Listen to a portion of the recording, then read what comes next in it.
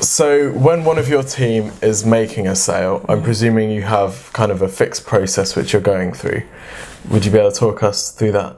Yeah, definitely. I think that it's very, very important that you run a sales interaction with a client in a structured way. The only way that you can really take control of the outcome of that sale is to have structure and to have format to it. And I teach in my business and in my training sessions a 4-stage process. And that covers impressing, so making sure that at the top end of that sales meeting or that sales call, you do something to demonstrate how capable you are by impressing that client, and you've got 30 seconds to do that. Right. The next stage needs to be about conversation. And this is where a lot of salespeople fall down. We don't run in there and pitch our product and talk about how amazing we are. We have to learn about the client first. So we have a really detailed stage that's conversational, that's asking questions, that's unearthing their needs and their problems.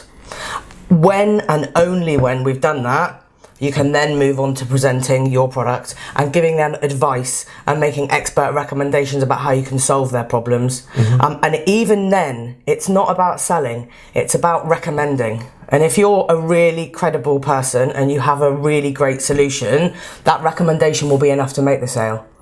And once you've done those 3 stages, it should be a simple case of requesting that they make a purchase with you. And if everything else has gone right, you should get a yes. Right, so I'm guessing in that second stage where you're doing the learning, there's a lot of questions there. Definitely. It's really important that you're using really strong questioning techniques.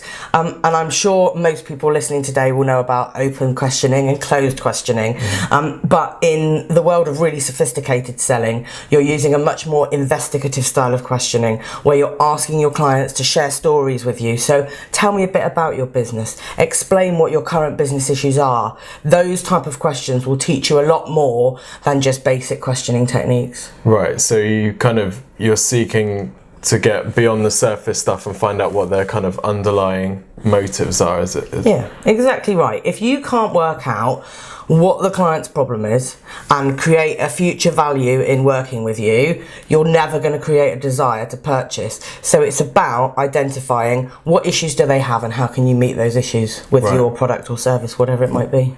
Okay, and would you script out those questions, either kind of? Yeah, so I don't advocate using scripts because I think that we need to sell with our personality. And if we are using a script, it can be a bit robotic.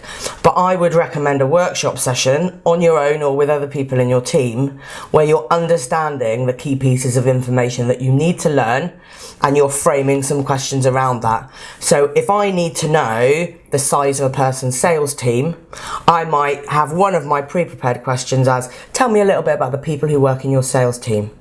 What that's going to do is get a story around that team and get you lots of really detailed information that will inform your sale. Got you. So you've got these kind of milestone things in mind and you just need to kind of figure out around them. Yeah, exactly right. Cool.